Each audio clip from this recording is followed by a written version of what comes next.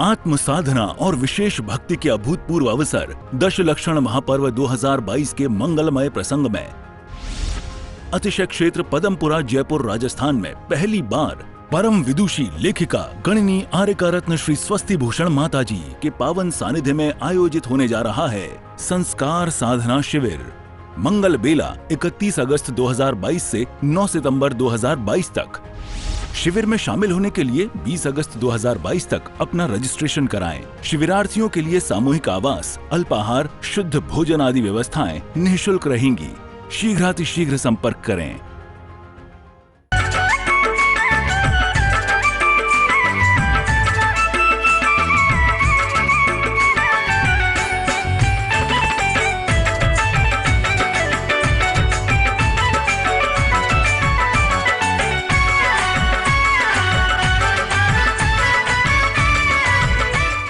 बंधुओं,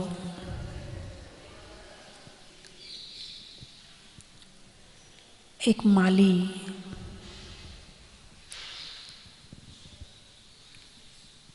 जब बाग और बगीचा लगाता है तो सबसे पहले क्या करता है, मैं आपसे पूछना चाहती हूँ। बगीचा लगाने के पहले उस ज़मीन पर कुछ मेहनत करता है, नहीं करता है? करता है। क्या करता है?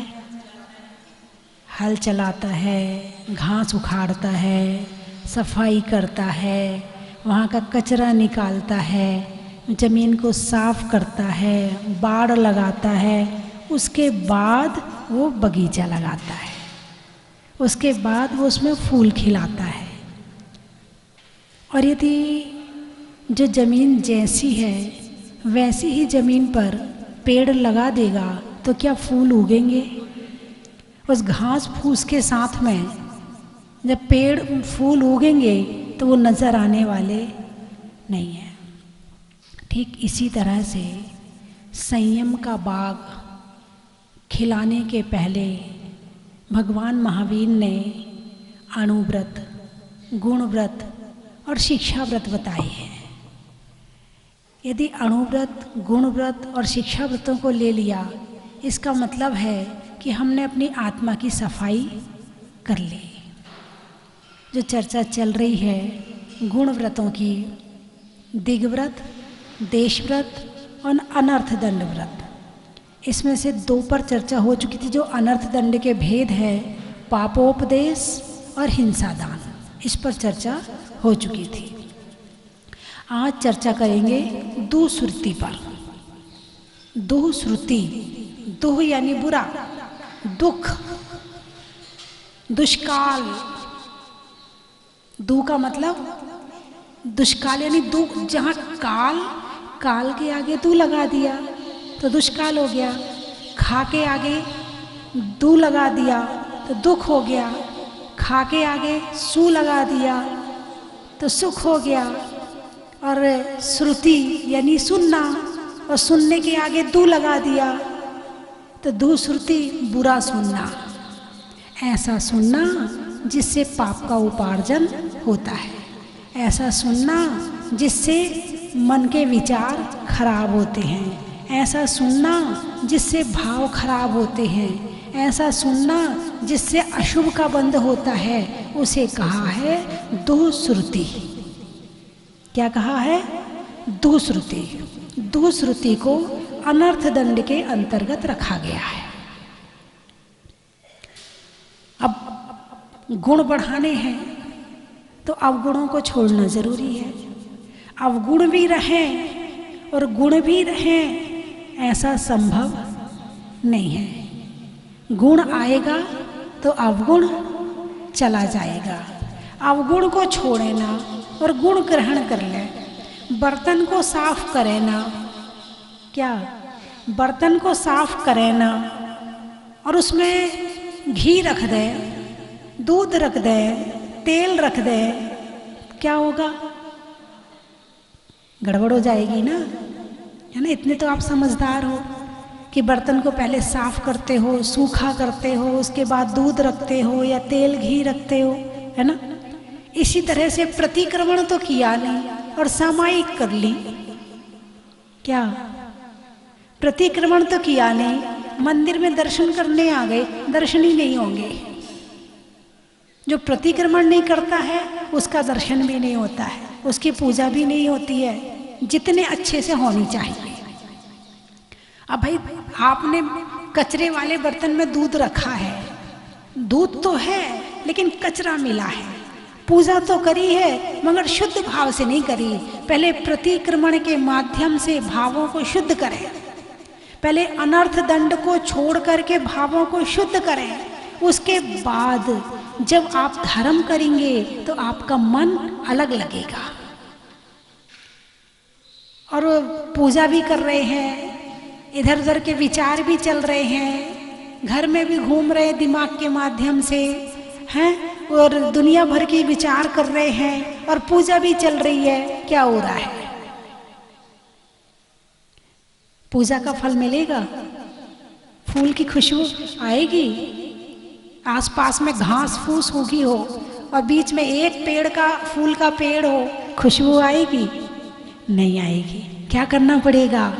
घास फूस तो अलग करो पहले, मन से घास फूस तो निकाली नहीं और फूल का पेड़ लगाना शुरू कर दिया। प्रतिक्रमण तो किया नहीं। प्रतिक्रमण का मतलब है मन की सफाई। अनर्थ दंड छोड़ने का मतलब है मन की सफाई। मन की सफाई होने के बाद में जब आप सामान रखोगे, सामान का मतलब भगवान को अंदर बुलाओगे तो भगवान आराम से आएंगे और आपको दर्शन भी देंगे। आंख बंद करोगे तो आपको भगवान नजर आएंगे। अभी आंख बंद करो तो क्या नजर आता है? सारी दुनिया नजर आती है, बस भगवान नजर नहीं आते हैं। आप बचपन से लेके अभी तक कितने बार मंदिर गए हैं? लाखों बार चले गए होंगे। 10 लाक्षणी में 2 बार भी चले जाते हैं, 3 बार भी चले जाते हैं और बाकी समय भी रोज ही जाते हैं, है ना? फिर भी आंख बंद करो, आपको भगवान नजर आएंगे? नहीं आएंगे। क्यों नहीं आएंगे? क्योंकि इस संसार का कचरा इतना भरा पड़ा है कि उसके बीच में भगवान नजर आते ही नहीं है, पहली बात। दूसरी बात, जब आप भगवान के दर्शन करते हो तब आपको भगवान नहीं दिखते हैं, विचार दिमाग में और घूमते रहते हैं और दर्शन करके कब कौन सी बेदी निकल जाती है पता ही नहीं चलता। रोज की आदत पड़ी है चावल चढ़ाना, हाथ जोड़ना, 9 बार नमोकार मंत्र पढ़ना। हाथ को आदत पड़ी है, आँखों को आदत पड़ी है, शरीर को आदत पड़ी है, मन को आदत नहीं है। मन को दर्शन करने की आदत नहीं है, हाथ को चावल चढ़ाने की आदत है, मुंह को नमोकार मंत्र पढ़ने की आदत है, पाँव को उस बेदी से उस बेदी में जाने की आदत है, मगर मन को छोड़ दिया आपने, मन से दर्शन नहीं किए। और जब मन से दर्शन नहीं किए तो भगवान मन में पहुँचे ही नहीं, और जब भगवान में मन में पहुँचे ही नहीं तो आँख बंद करोगे तो नज़र ही नहीं आएंगे, क्योंकि भगवान तो अंदर है ही नहीं है। लग रहा है कि दर्शन करके आ गए, लग रहा है कि हम मंदिर हो आए, शरीर से हो आए, मगर मन से नहीं हो आए। जब तक मन से नहीं आओगे दर्शन करने के लिए, मन को खाली नहीं करोगे, मन को साफ नहीं करोगे, मन को साफ करके फिर दर्शन नहीं करोगे, तब तक भगवान अंदर आने वाले नहीं है। जैसे भोजन बनाते हो, कितनी तैयारी करते हो? करते कि नहीं करते? भोजन बनाने में हैं, कभी चना भिगोगे, कभी ये करोगे, कभी वो करोगे। भोजन बनाने में 1-2 घंटा तो लग ही जाता है, और भोजन करने में कितनी देर लगता है? कुछ लोग तो 10 मिनट में निपट लेते हैं, उन्हें चबाने तक की फुर्सत नहीं रहती, बस डालो अंदर डालो। कुछ लोग आराम से धीरे धीरे खाते हैं, कुछ को आदत होती है जब तक बात करने वाला कोई सामने ना बैठा हो तब तक उनसे भोजन नहीं किया जाता है, वो बातें करते करते खाते हैं। भोजन बनाने में और भोजन खाने में ऐसे आप मंदिर आते हो, जैसे भोजन बनाने के पूर्व आपने तैयारी करी है, ऐसे ही मंदिर आने के पहले मन की तैयारी करो। आज मुझे मंदिर में क्या क्या करना है, आज मुझे दर्शन कैसे करने हैं, आज मुझे जो स्तुति पढ़नी है वो कैसे पढ़नी है, आज मुझे कौन सी स्तुति पढ़नी है, आज मुझे कौन सी पूजा करनी है, आज मैं मंदिर में जाके ध्यान में क्या क्या लगाऊंगी, आज मैं मंदिर में जाके जाप कैसे करूंगी। आप घर में पूरी तैयारी करो, जैसे भोजन की तैयारी करते हो फिर भोजन करते हो, ऐसे मंदिर आने के पहले मंदिर की तैयारी करो। घर में अपने जो आपका कमरा होता है, एक कमरे में आपने पूजा की तैयारी कर रखी ना, वहाँ भगवान की फ़ोटो लगा रखी, वहाँ 5 मिनट बैठ जाओ, 5 मिनट बैठ के वहाँ ध्यान लगाओ कि आज मुझे मंदिर में जाकर क्या क्या करना है। अब आप मंदिर की तैयारी करके आओगे ना तो आपको मंदिर में दर्शन बहुत अच्छे से होंगे, पूजा में भी मन लगेगा, ध्यान में भी मन लगेगा, और जो जो सोच के आए हो वो सारा कुछ वहाँ होगा। और बिना तैयारी के रोज चले आते हो, अरे बोलिए ना, बिना तैयारी के मंदिर आते कि नहीं आते हैं? जैसे बाग बगीचा लगाने के पहले सफाई करिए, और जैसे किसी भी किताब को आप देखना, किताब के पहले भूमिका लिखी होती है। भूमिका, भूमिका का क्या मतलब होता है? भूमि, अंदर क्या है, उस भूमि का वर्णन पहले यहाँ पढ़ लो कि अंदर किताब में क्या है, ठीक है? ऐसे ही आप मंदिर आते हो तो मंदिर आने के पहले भूमिका बनाओ, लेकिन मंदिर आने के पहले तू ये करके रख लेना, तू रोटी बना लेना, तो ये कर लेना, भाई लोग होंगे तो फ़ोन पे तो दुकान खोल ले, उसको इतना सामान दे दे, उसको इतना सामान दे दे। अभी मैं मंदिर से 2 मिनट में आता हूँ, अभी मैं मंदिर से क्या क्या करने जा रही हो? मंदिर जा रहे हो या केवल घूमने जा रहे हो? अभी 2 मिनट में मंदिर से आता हूँ, अभी हाल आके बताता हूँ, तो इतना करके रख जब तक मैं आता हूँ। अब मंदिर में जाओगे तो भगवान के दर्शन होंगे क्या?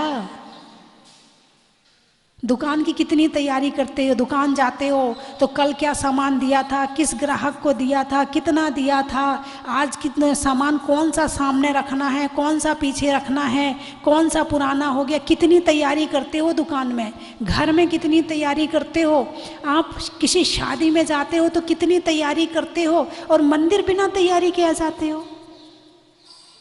इसीलिए तो दर्शन नहीं होते हैं, इसीलिए भगवान अंदर नहीं आते हैं।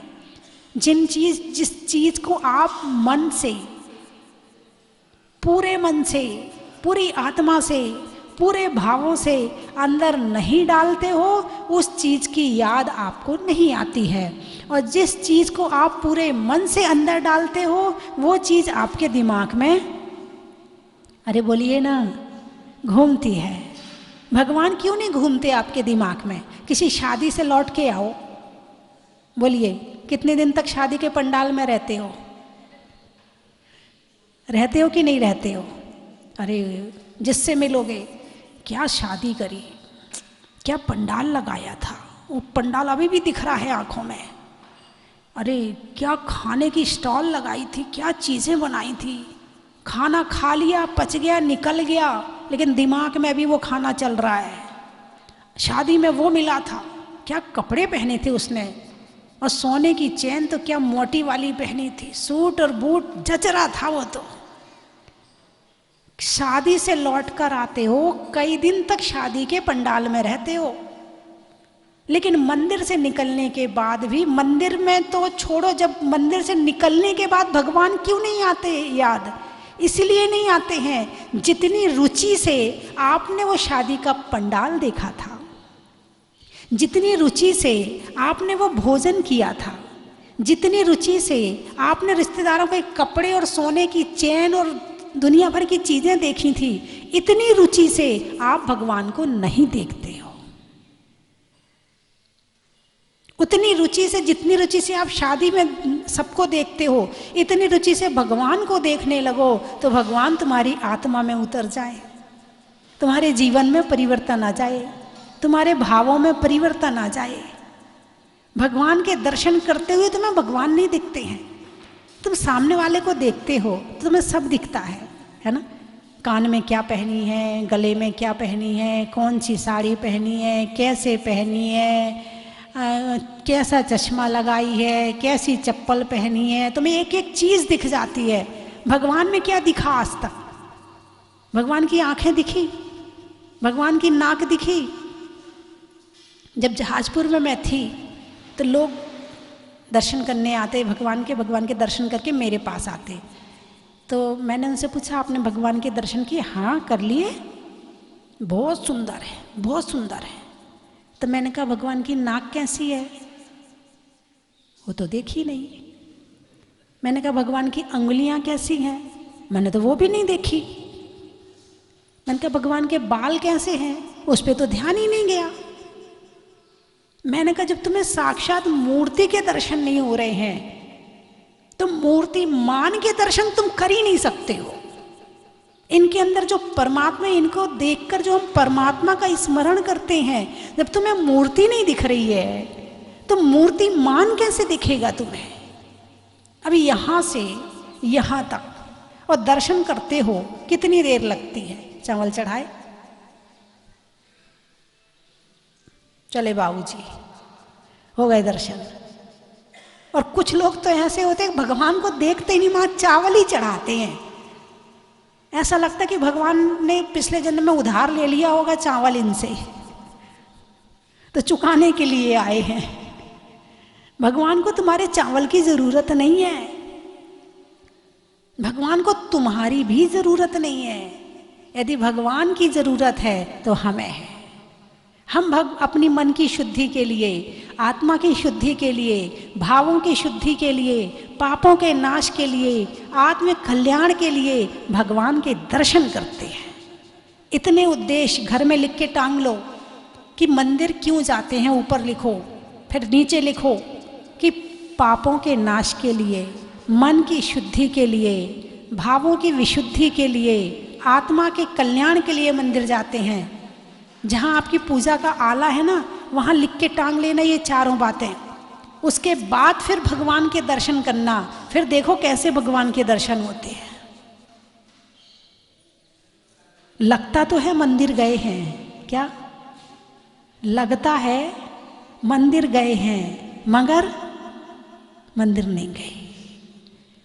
कुछ तो ऐसे होंगे आज तक मंदिर नहीं गए। मैंने अभी एक लेख लिखा है, क्या आप आस्तिक हैं? क्या आप भगवान को मानते हैं? हाँ या ना? लेकिन आस्तिक और आस्तिक, हम आस्तिक हैं। आस्तिक का मतलब होता है ईश्वर को कर्ता मानना, और आस्तिक का मतलब होता है परमात्मा को मानना, कर्ता नहीं मानना। तो उसमें मैंने लिखा है दो तरह के लोग हैं, एक आस्तिक और एक नास्तिक। ठीक है, एक ऐसे, कुछ लोग ऐसे जो भगवान को मानते ही नहीं है, पूर्ण ईमानदारी से नहीं मानते कि मैं भगवान को मानता ही नहीं हूं। उन्हें समझ में नहीं आई कि भगवान की क्या परिभाषा है, भगवान क्या होते हैं, उनके दिमाग में सेट नहीं हुआ, वो भगवान को मानते ही नहीं है। ये तो आपने स्वीकार किया करना चाहिए, करोगे कि नहीं करोगे? कितने दिन तक? मैं तो केवल 6 महीने की बात करूंगी, ज़्यादा बात नहीं करूंगी। आज से लेके 6 महीने तक का नियम ले लो कि भगवान के सामने खड़े होके भगवान से ऐसी बातचीत करूंगी, जो अपने अवगुण हैं उन्हें कहूंगी और भगवान के गुणों को अपने अंदर उतारूंगी। ऐसा हो सकता है क्या? कौन कौन कर सकता है? हाथ उठाओ। आपके मम्मी पापा ने सर को तो संस्कार दे दिया कि झुकाना है, मगर मन को संस्कारित नहीं किया। उस संस्कार को दे रही हूं आज मैं। माता पिता के जैसे संस्कार ले लिए, ऐसे संतों के द्वारा दिए संस्कार भी ले लो। उठाइए हाथ, उठाइए, अच्छे से उठाइए। बिल्कुल जल्दी जल्दी वेदियों में भागना नहीं है, खड़े हो जाना भगवान के सामने और अपनी कमियों को बताना और भगवान के गुणों को देखना। जितने लोग टीवी में देख रहे हैं वो भी हाथ उठा लें। संसार में तो सब कुछ मिलता है, अच्छे लोग भी हैं, बुरे लोग भी हैं, अच्छाइयाँ भी हैं, बुराइयाँ भी हैं। तुम क्या देखते हो? तुम्हारी आंखों से तुम्हें क्या दिखाती हैं ये आंखें? ये तुम्हारे ऊपर है। दुश्रुति पर चर्चा कल करूंगी, आज तो दुश्रुति की चर्चा शुरू नहीं हो पाई। कि अभी तो मैंने ये बताया भगवान के दर्शन कैसे करना है, कल ये बताऊंगी सुनना क्या है। क्या सुनना क्या है, तुम क्या सुनते हो और क्या सुनना है। एक एक चीज को संस्कारित करना, आंखों को, कान को, मुंह को, हाथों को, पाँव को, शरीर के एक एक अंग को अलग अलग संस्कारित करना पड़ेगा, तब कहीं जाकर ये जीवन अच्छा बनेगा। वरना ये जीवन तो जा ही रहा है, जैसे नदी बह ही रही है, उसका तो काम बहने का है, जीवन का काम चलने का है, जीने का है। लेकिन इस जीवन को अच्छा कैसे बनाया जाए, इस बात का ज्ञान होना जरूरी है। चलिए मैं 3 चीजें बोलूंगी, आपको कहना बड़ा ही महत्व है। चंद्रमा में गुरुत्वाकर्षण का, भौतिकता में आकर्षण का, और भगवान के भाव से दर्शन का। नाव में खेने का, प्रभु नाम लेने का, और भाव सहित दर्शन करने का संकल्प लेने का।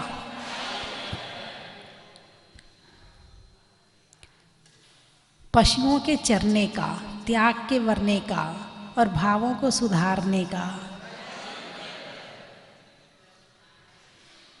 घूमने में कार का, बिजली में तार का, और जीवन में संस्कार का।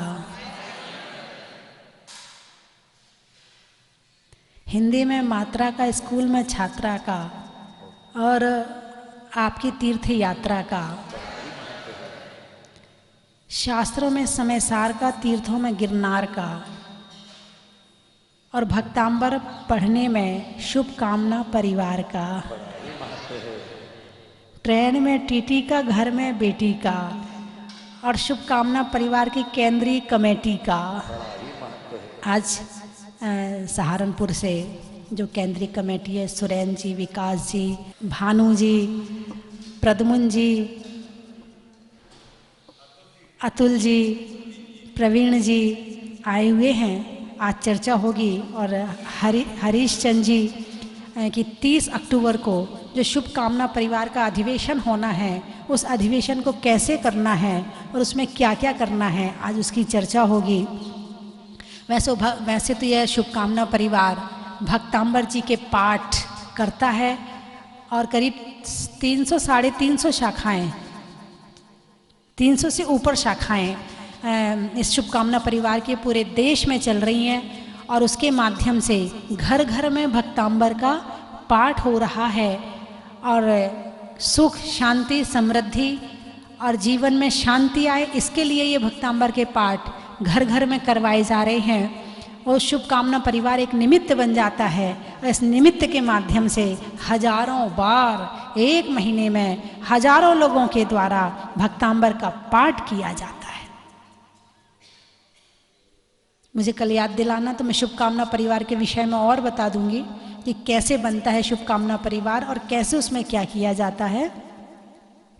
तो आज उसकी मीटिंग है, नहीं करने में चीटिंग का, टेलर में कटिंग का, और शुभकामना परिवार की मीटिंग का, गाने में सुर का, नृत्य में नुपुर का, और आने वालों में सहारनपुर का, सड़क में टोल का, रजाई की खोल का, और आने वालों में घाटोल का। बड़ा ही महत्व है। खैरवाड़ा, अच्छा, जनवरी में जाड़ा का, रहने में बाड़ा का, आने वालों में खेलवाड़ा और भीलवाड़ा का।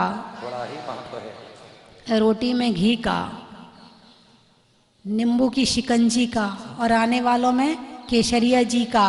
बड़ा ही महत्व है।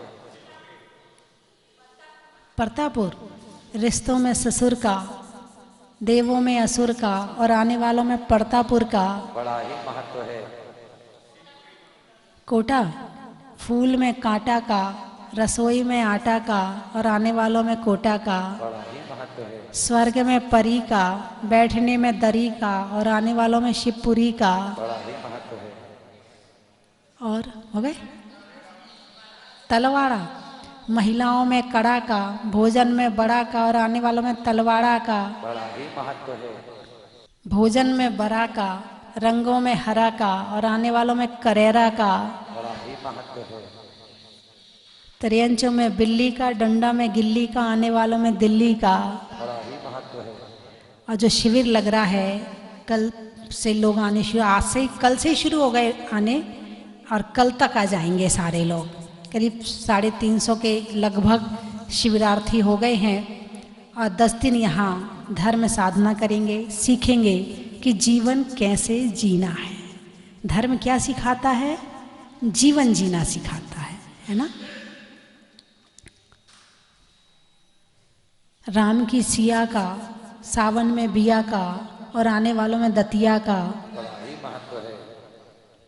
ट्रेन में टीटी का, भोजन में दाल बाटी का और आने वालों में गुवाहाटी का। बड़ा ही महत्व है।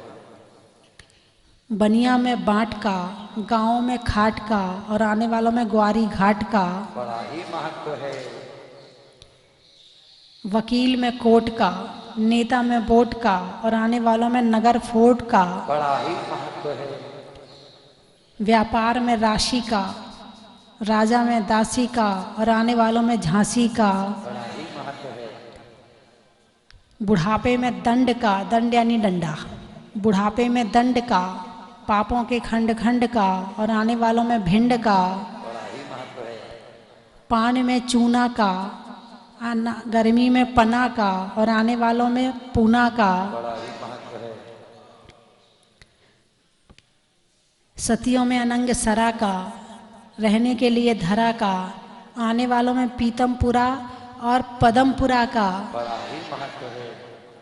पानी में मगर का, चलने में डगर का और आने वालों में राजनगर का। बड़ा ही महत्व है। बोलिए 24 भगवान की। धर्म स्नेही बंधुओं, अतिशय क्षेत्र बाड़ा पदमपुरा में बाड़े वाले बाबा के दरबार में एवं पूज्य गणनीयारी का श्री स्वस्ति भूषण माता जी के सानिध्य में माता जी की प्रेरणा से 31 अगस्त से लेकर 9 सितंबर तक 10 लाक्षण महापर्व के पावन शुभ अवसर पर श्रावक संस्कार शिविर का आयोजन किया जाएगा। श्रावक संस्कार शिविर में देश भर से सैकड़ों शिविरार्थी पधारेंगे और अपनी आत्मा का कल्याण करेंगे। जो भी शिविरार्थी देश भर से यहाँ पर आएंगे उन सभी के लिए संपूर्ण शुद्ध भोजन एवं आवास की व्यवस्था संपूर्ण रूप से निःशुल्क रहेगी। आप सभी महानुभाव पधारें, अपने इष्ट मित्रों को लाएं और अपनी आत्मा के कल्याण करने का मार्ग प्राप्त करें। बाबा के दरबार में 10 दिन रहने का सौभाग्य, माता जी के सानिध्य में रहकर के ज्ञान प्राप्त करने का सौभाग्य आप सभी को प्राप्त होगा। नीचे पट्टी पर चल रहे नंबरों पर संपर्क करके अपनी बुकिंग आरक्षित करें एवं अपना स्थान प्राप्त करें और सौभाग्य प्राप्त करें, अपने जीवन को सफल करें। बंधुओं, आप पधारें, आपका स्वागत है, अभिनंदन है। जय जिनेंद्र, जय जिनेंद्र, जय जिनेंद्र। सूरतनाथ भगवान की। और व्यवस्था इतनी अच्छी है यहाँ की कि ऐसी व्यवस्था पूरे राजस्थान में नहीं है कोई। बोलो स्वस्ति भूषण माता जी की। कई सालों से हम सिर्फ टीवी में देखते थे, ऐसा लग रहा था कब भगवान बुलाएंगे हमें और कब हम जाएंगे। यहाँ का नज़ारा देख के तो ऐसे लग रहा है कि वापस जाना ही नहीं। इतना सुंदर भगवान के मंदिर, भगवान की एक एक कलाकृति देख देख के मन पुलकित हो गया है। सिर्फ एक ही शब्द कहूँगी कि माता जी आप ही हो जो इतना कर सकते हो, वरना कोई नहीं कर सकते। धन्य हो माता जी, धन्य हो माता जी, आपकी धन्य हो माता जी। माता जी आपकी भी प्रेरणा से ये सब कुछ हुआ, दोनों के की जय। बोलो आरिका स्वस्ति भूषण माता जी की जय। विगत 2017 से हम हर साल शिविर में यहाँ आते हैं पर्युषण पर्व में। इस साल भी आए हैं, पर इस साल पदम प्रभु में हमारा शिविर लगने वाला है माता जी के सानिध्य में। और मैं सभी देशवासियों से ये भी विनंती करूँगा कि ज़िंदगी में एक बार अवश्य जहाजपुर पधारे और मुनीश्वरत बाबा के दर्शन अवश्य ले, यही मेरी सबसे विनंती है। जय जिनेंद्र। बहुत दिनों से जहाजपुर आके मुनीश्वरत भगवान की अप्रतिम प्रतिमा के दर्शन करने का इतना मतलब लालसा थी कि पता नहीं हम कब जाए और यह मंदिर देखें। आज यह धन्य है हमारे लिए कि आज हम मुनीश्वरत भगवान के चरणों में आकर अपना अमूल्य ये कर रहे हैं, श्रद्धा भक्ति करने का हमें अवसर प्राप्त हुआ है। आज हम जहाज वो पदमपुरा जाकर भी स्वस्तिवती माता जी के चरणों में हमारे 10 दिन बहुत अच्छी से बिताएंगे। और माता जी से मैं यही आशीर्वाद चाहती हूँ कि हम धर्म ध्यान अच्छे से कर सकें। आज हमें ऐसा लग रहा है कि हमारा जीवन आज धन्य हो गया है यहाँ मुनीश्वरनाथ भगवान के दर्शन करके। वंदा भी माता जी वंदा। दूरे जहाजपुर को जाकर मेरे माता जी को संदेशा तू दे आ। राह तेरी तकते तकते सारी उम्र गुजारी। आज माता जी एक बार करके पैदल सवारी के जलगांव आजा गुरुवर, के जलगांव आजा गुरुवर, के जलगांव आजा गुरुवर, महाराष्ट्र में आजा गुरुवर।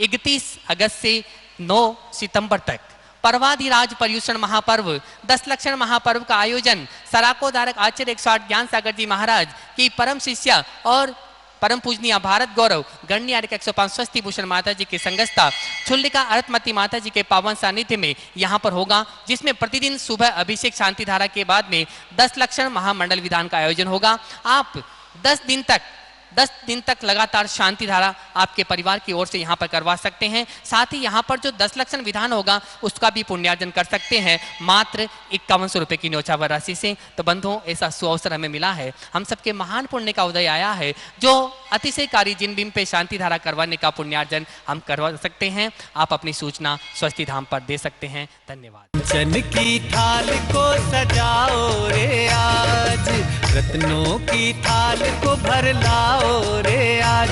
आओ आओ करे रे गुणगान आरती भगवन की। आओ आओ करे गुणगान आरती भगवन की। आओ आओ करे रे गुणगान आरती भगवन की।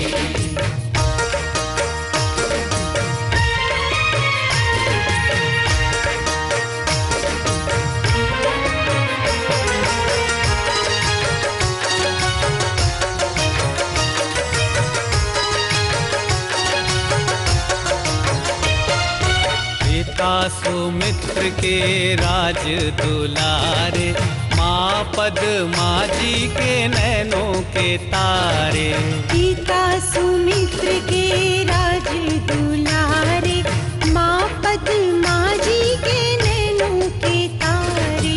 राजगृही में जन्म लियो आप, राजगृही में जन्म लियो आप। आओ आओ मनाए खुशी आज आरती भगवन की।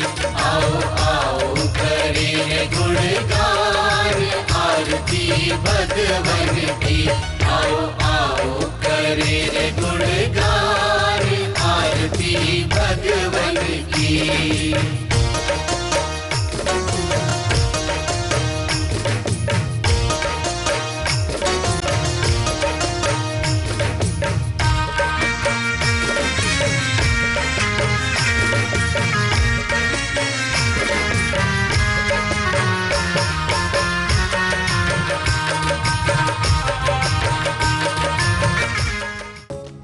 परम विदुषी लेखिका गणिनी आरिका रत्न श्री 105 स्वस्ति भूषण माता जी, जिन्होंने मात्र 20 वर्ष में 100 से भी अधिक किताबें लिखकर जैन समाज को अनूठा योगदान दिया है। बड़े बड़े विधान जैसे कल्पद्रुम महामंडल विधान, सिद्ध चक्र महामंडल विधान, इंद्रध्वज महामंडल विधान एवं विशेष जिनपद पूजांजलि आदि महत्वपूर्ण साहित्य बहुत ही सरल व सुबोध शैली में लिखे हैं, जिसमें गद्य एवं पद्य साहित्य भी समाहित है। इन महान साहित्यों को पढ़कर आप भी अपने ज्ञान का विकास कर सकते हैं। साहित्य प्राप्त करने हेतु आज ही संपर्क करें। संपर्क सूत्र 7906062500 9868345768।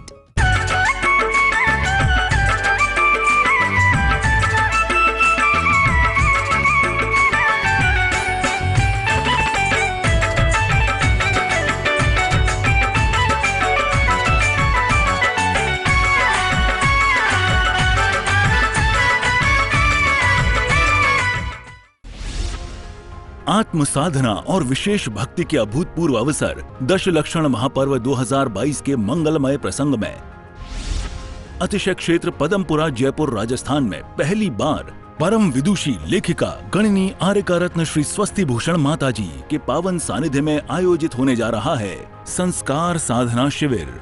मंगल बेला 31 अगस्त 2022 से 9 सितंबर 2022 तक।